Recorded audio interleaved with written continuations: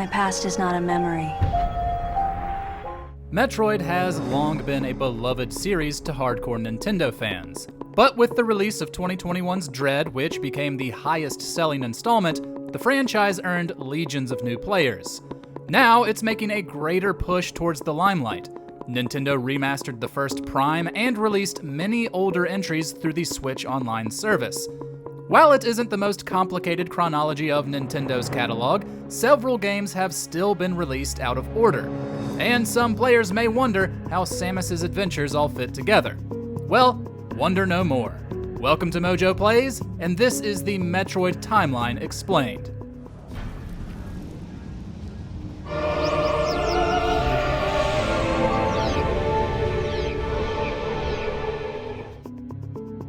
But before we dive in, we publish new content all week long, so be sure to subscribe and ring the bell to get notified about our latest videos. First, a little on the setting. The universe of Metroid features planets full of deadly creatures, but also those of peace, like the Earth mining colony K-2L. This is where protagonist Samus Aran was born, though she sadly did not get to enjoy it for very long. When she was only 3, a group of space pirates, led by the draconic Ridley, attacked the colony, killing Samus's parents and leaving her as the sole survivor. She was taken in by the Chozo, a wise bird-like race, who lived on the planet Zebes. It's here she grew up, infused with their DNA to withstand their home, and trained to become a warrior. With the goal of joining the Galactic Federation, Metroid's sovereign government, Samus earned the Chozo's advanced power suit and set out to bring justice to the galaxy. As you might expect, given how much of a badass she is, Samus impressed everyone during her time training and working for the Galactic Federation. But while she was away, her second home was invaded by the space pirates, with the help of Mother Brain, an AI created by the Chozo who turned on them, causing most of the Chozo to flee. Samus stuck with the Federation for a while, becoming close with several officers, including her commanding one, Adam Malkovich. But after he sacrificed another friend to save innocent lives, Samus left, spending the years becoming a renowned bounty hunter and bringing us to the first game in the series.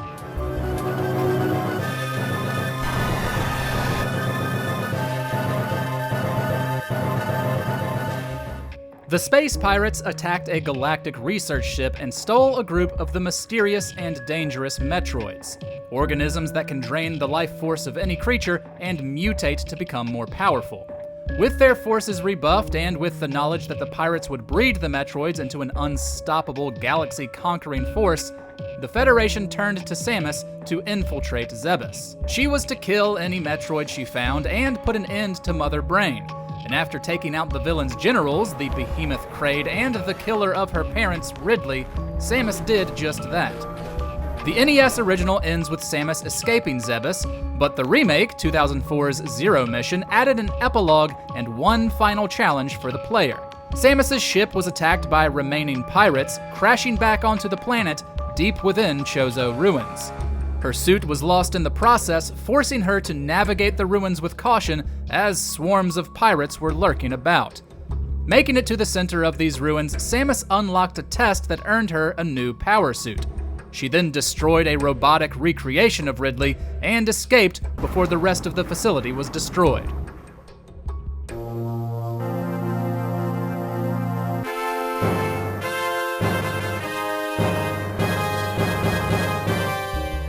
Of course, the destruction of the base on Zebes didn't mean the end of the space pirates. The next game, chronologically, Metroid Prime, begins with Samus intercepting a distress call from the pirates themselves.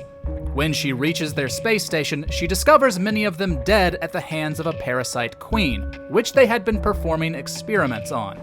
After a run-in with Ridley, who survived and gave himself some cybernetic upgrades, Samus escaped the station, pursuing her nemesis to the nearby planet, Talon 4. While tracking Ridley and contending with the local wildlife, Samus learned a lot about the history of Talon 4. Around 50 years prior, a group of Chozo had come to the planet and stayed there until the crash of a strange meteor. This meteor brought a creature the Chozo referred to as the Worm, and a poison that infected the planet, bringing death or corruption to everything in its path, including the Chozo. Although the meteor was sealed away, the arrival of the space pirates following the events on Zebes made things even worse. They learned to mine and harness the meteor's poison, which they called Phazon, for its ability to increase the strength of any creature, including the Metroids they were still trying to amass an army of. Naturally, Samus did what she does best and put a stop to that. She defeated the now meta Ridley, reached the meteor, and faced off against the worm, which was actually a Metroid heavily infused with Phazon to become a nightmarish evolution. While Samus saved the planet and seemingly destroyed the Metroid Prime, its final plan of absorbing part of Samus's suit worked, turning it into a dark version of the hero.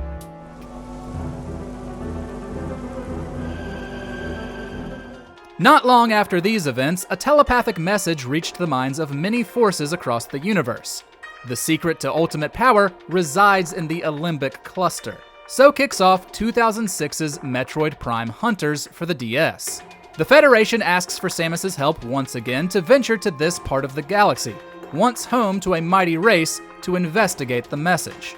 Unfortunately, many other bounty hunters came looking for this ultimate prize, including Sylux, a mysterious figure who hates the Galactic Federation and Samus by proxy. As it would turn out, the message was a trap set by Gorilla, a creature that was both sealed away and led to the downfall of the Alembic race long ago. It manipulated the skill and abilities of the bounty hunters to escape, but it too was eventually defeated by Samus. And as we'd come to see later though, Sylux could hold quite the grudge.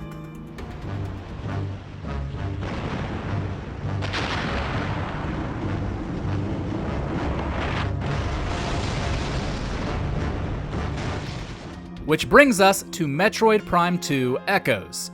Turns out the Phazon meteor of the first game wasn't an anomaly. Around the same time one struck Talon 4, another hit the planet Aether. But with this planet's unique energy, the effect was quite different. The meteor created an alternate dimension with a toxic environment and a race of creatures called the Ing, who sought to destroy the world of their counterparts, the Luminoth.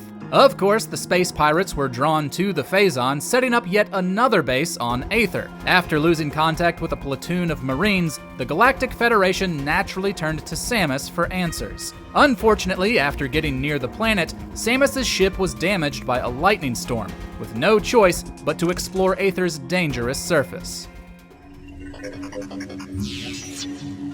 Samus would soon find that the Marines were dead, and that the Ing have the terrifying ability to possess dead bodies. After being teased at the end of Metroid Prime, Dark Samus also showed herself, seeking vengeance against the bounty hunter.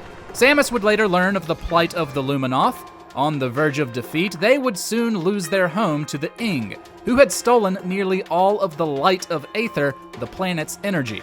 Samus was able to prevail once again, as she always does, defeating legions of space pirates, the Ing, and the dark, twisted copy of herself. Thanks to Samus, Aether knew peace once again. However, a secret ending revealed that Dark Samus wouldn't go down so easily.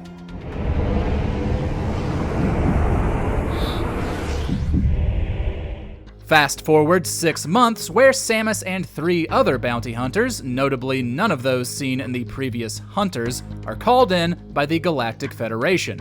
Within the fleet hovering above the planet Norion, they're given instructions to travel to several supercomputers known as Aurora units, and destroy a virus uploaded by, who else? The space pirates. However, in this game, they're a bit more vicious in more ways than one. They launch a surprise attack on the planet's Federation base, prompting Samus and the others to descend into warfare. While defending, Samus learns of another Phazon meteor, now called a Leviathan seed, heading towards Norion. Sadly, that's when Dark Samus reveals her demise was greatly exaggerated, and that she's the new leader of the pirates. Samus is badly wounded in the conflict, but is able to activate the base's defense systems, destroying the Leviathan seed before falling into a month-long coma.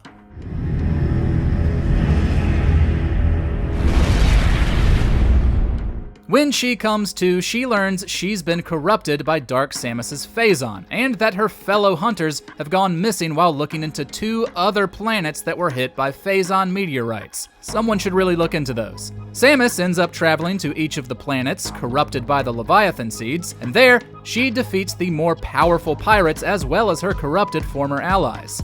She saved both planets from corruption, but there was still work to be done.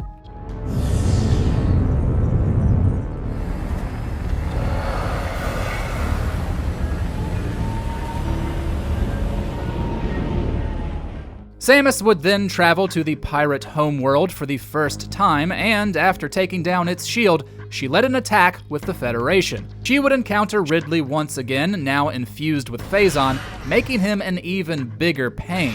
But he too would fall to the famous bounty hunter.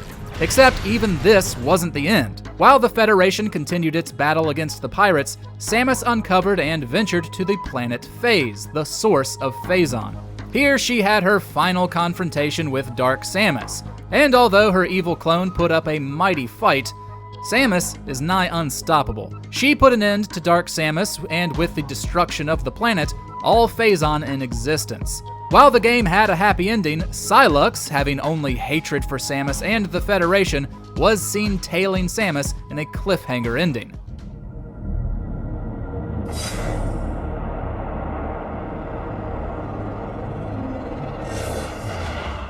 The Metroid Prime trilogy closed out strongly, and there's still more story within this era to be told. Although many fans would like to forget it, the 3DS's Metroid Prime Federation Force comes next in the timeline.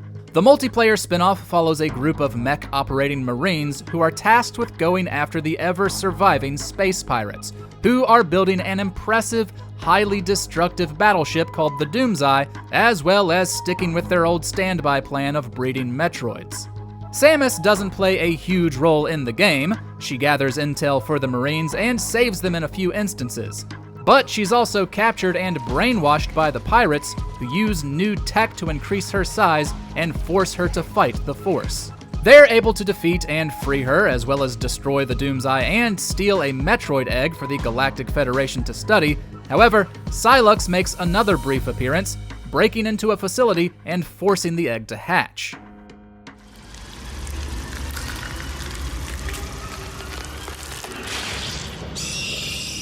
So far, that's where Sylux's story ends. But with Metroid Prime 4 Beyond, that will soon change.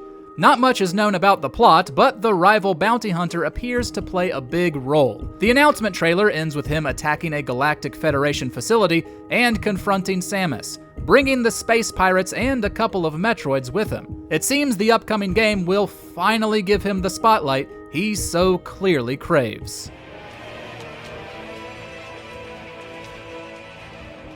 While there's no way to know exactly how Metroid Prime 4's story will go, we do know what happens after it.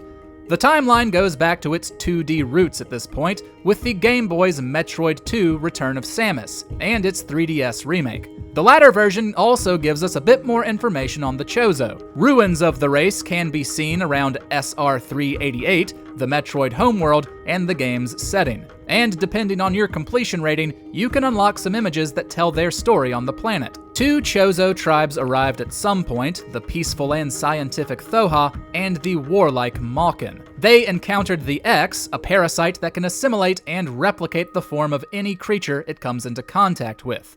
To defeat them, these Chozo created the Metroids. And while that certainly worked, their creations soon became a bigger problem. In fear of destruction, the Thoha wanted to seal away the Metroids and blow up the planet. However, Ravenbeak, leader of the Mawkin and a very important character later, felt they could still be used. In complete disagreement, he and his warriors demolished the Thoha, leaving only one member alive, Quiet Robe, in order to use his skills later. The Mawkin then abandoned the planet, with plans to regroup and form a plan to take control of the Metroids.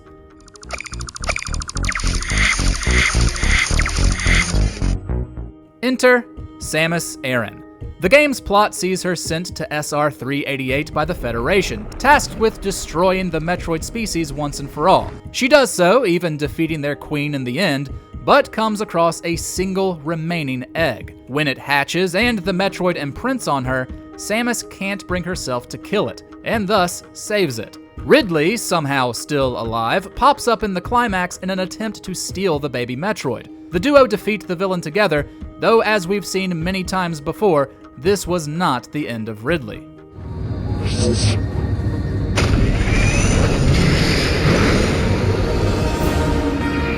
In the next entry, the seminal Super Metroid, Samus leaves the baby with a group of Federation scientists on the nearby planet Ceres. Sadly, the resilient Ridley and a platoon of space pirates attack the colony, killing the scientists and kidnapping the infant.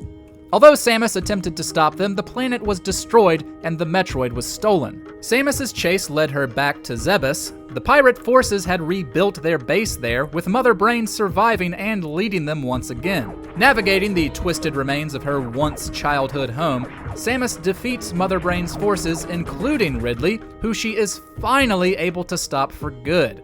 She also re-encounters the infant, grown abnormally large through experimentation. Through its love for Samus, it comes to her aid during the final confrontation with Mother Brain, and gives its life to save her. Not only is the one good Metroid in existence lost, but the defeat of Mother Brain triggers a self-destruct of Zebes, with Samus being forced to escape the best home she ever had before it's gone forever.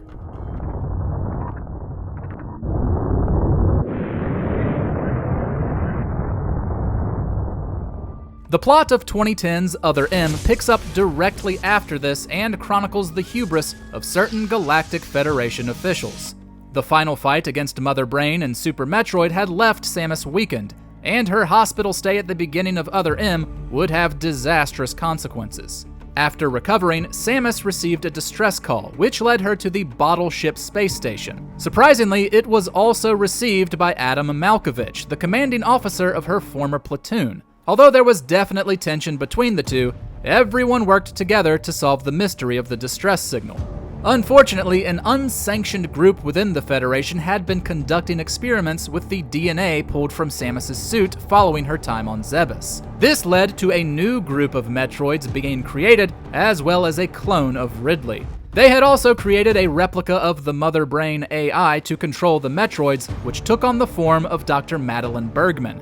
Needless to say, it was a huge mess that Samus had to clean up, and it led to the death of many of her allies, including Adam. And I knew in my heart that he had made the right decision, just as he had so many years ago. With Ridley and Mother Brain versions 2.0 both put down, Samus took a more low-key job for her next mission. With the Metroids now gone from the planet, 2002's Fusion begins with her escorting a group of scientists through SR-388 in order to collect research. However, due to her eradication of the Metroids, the X-Parasite was able to return. One infected Samus, though the scientists were able to use Metroid DNA, the same from the baby she had once saved, in order to make her immune to the parasite. Afterwards, she was given a new ship with an AI she named Adam in honor of her fallen comrade.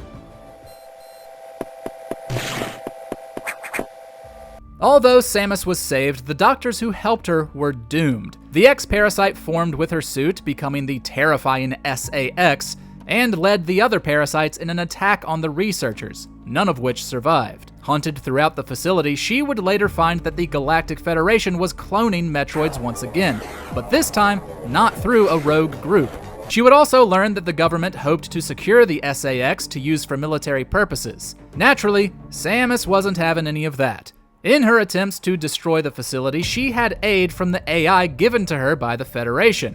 After she referred to it as Adam, it adopted the personality of Adam Malkovich, whose consciousness had been uploaded. Together, they formulated a plan to defeat the X, destroying the facility and the planet of SR-388 in one fell swoop.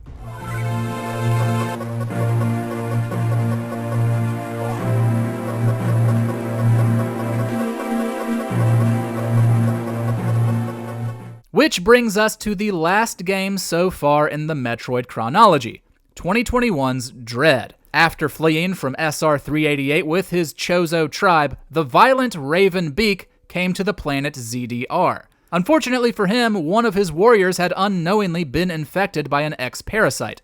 causing not only the deaths of most of his people, but also the planet to be overrun. While dealing with that problem, Samus's destruction of the Metroids caused him to formulate a new plan. He set a trap, sending footage of an ex-parasite to the Federation. Fearing the prospect of sending actual people to investigate, the government deployed 7 Emmy, machines meant for research and data collection, but built from incredibly durable material. After contact with them went silent, Samus, being the only person immune to the parasite, was sent to investigate, which is exactly what Ravenbeak wanted.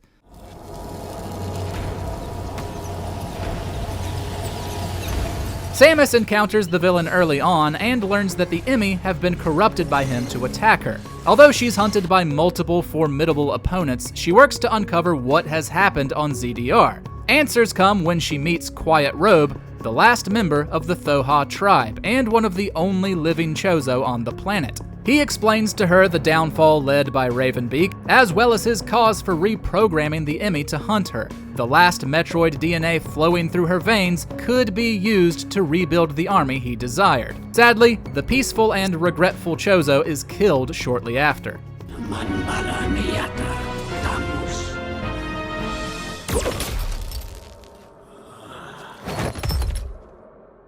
After having conquered the remaining Emmy, Samus is eventually confronted by Ravenbeak, who has been misleading her by pretending to be Adam for most of the game. We also learn the Chozo DNA within her is from the Mawkin tribe, specifically from Ravenbeak himself. The ensuing fight is one of the toughest of her long career. Ravenbeak wasn't the leader of the Chozo's most powerful warriors for nothing. Yet, if players are up to the challenge, Samus defeats him along with his mutated X-form by evolving through her Metroid DNA. In her attempt to escape yet another planet set to self-destruct, Samus absorbs the X-infected Quiet Robe, makes it to safety, and puts another thrilling chapter as the universe's most badass bounty hunter behind her.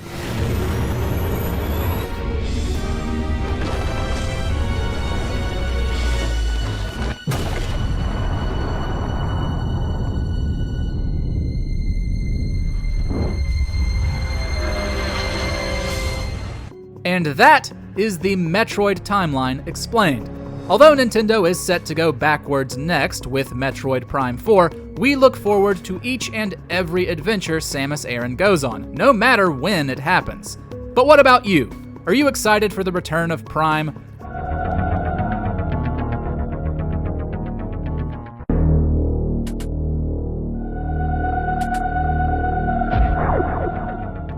What's your favorite game in the series? Share your Metroid love in the comments, and be sure to subscribe to MojoPlays for more great gaming videos every day.